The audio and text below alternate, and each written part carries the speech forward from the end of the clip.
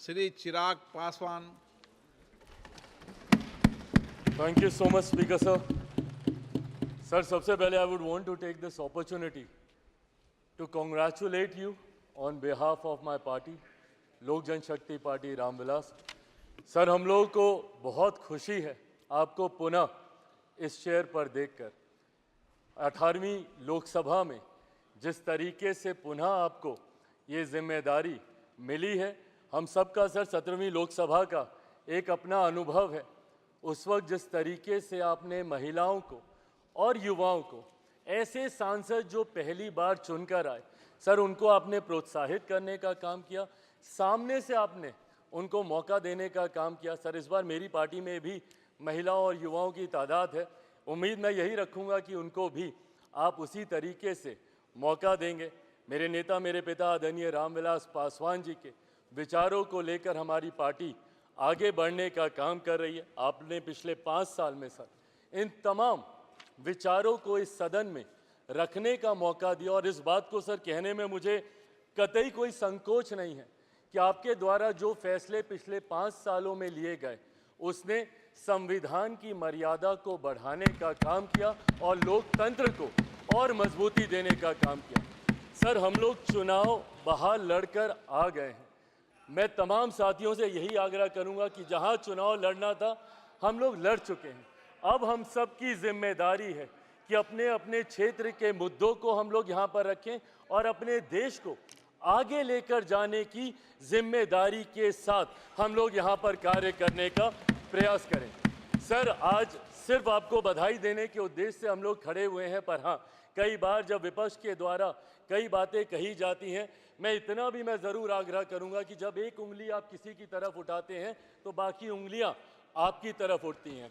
जब आप सत्ता पक्ष से किसी एक आचरण की उम्मीद रखते हैं तो वही उम्मीद हम लोग भी आपके राज्य में उसी आचरण की उम्मीद रखते हैं. कई राज्यों के ऐसे उदाहरण हैं, मैं नाम लेना नहीं चाहूँगा, पर जब आप स्पीकर के पद की बात करते हैं, आप डेप्यूटी स्पीकर के पद की बात करते हैं, तो कई राज्य ऐसे हैं जहां पे स्पीकर का पद और डेप्यूटी स्पीकर का पद भी आप ही के पास है, जहां पर सरकार एनडीए का कोई घटक दल नहीं चला रहा, विपक्ष के दल चलाने का काम कर रहे हैं. ऐसे में सर, इस उम्मीद के साथ कि अगले 5 साल आपका नेतृत्व, आपका मार्गदर्शन उतनी ही खूबसूरती से हम लोग को मिलता रहेगा जैसे पिछले 5 सालों में मिला. मैं एक बार फिर से अपनी पार्टी की तरफ से, लोक जनशक्ति पार्टी रामविलास की तरफ से आपका पुनः स्वागत करता हूं. पिछले 5 साल के लिए आपको बधाई देता हूं और अगले 5 साल के लिए आपको शुभकामनाएं देता हूं. धन्यवाद सर. ओके, राजेश रंजन जी. अध्यक्ष जी, हृदय से ओके, माननीय सदस्य, नहीं, आपका कोई रिपोर्ट नहीं जा रहा. अध्यक्ष जी, राजेश रंजन जी, आप बोलना चाहते हैं? बोलिए. अध्यक्ष जी, हृदय की गहराइयों से, बालाशोरी जी, प्लीज.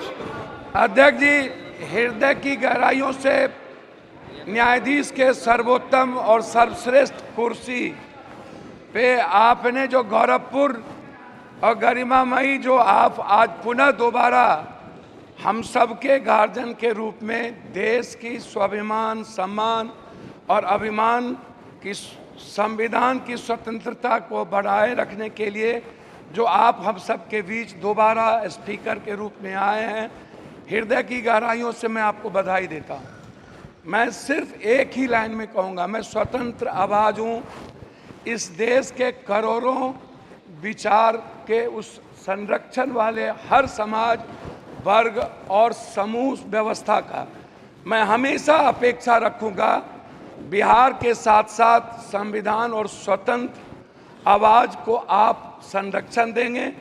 वैसे मैं सिर्फ एक लाइन कहूँगा कि मैं इस देश का निर्भीक, स्वतंत्र और बिना भय में जीने वाला व्यक्ति हूँ और मजबूत नेतृत्व के साथ यह जो समूह है, भैया सुन तो लीजिए, क्यों बोलते हैं, मजबूत नेता के रूप में स्वतंत्र, निष्पक्ष और सच्चाई के रास्ते पर इंडिया गठबंधन के विपक्ष के मजबूत नेता आदरणीय राहुल गांधी जी और सभी एनडीए घटक के नेताओं के भीतर इस देश के विपक्ष की आवाज सिर्फ उसकी लोकतांत्रिक मूल्यों की रक्षा के लिए है। आप नैतिकता के मूल्यों के सर्वश्रेष्ठ कुर्सी पर विराजमान हैं। हमें उम्मीद है कि नैतिकता का मूल्यों का ह्रास नहीं होगा और आप सर्वश्रेष्ठ इस देश की संविधान की रक्षा करेंगे और हम सबको भी आप संरक्षण देंगे। बहुत बहुत धन्यवाद। नमस्कार।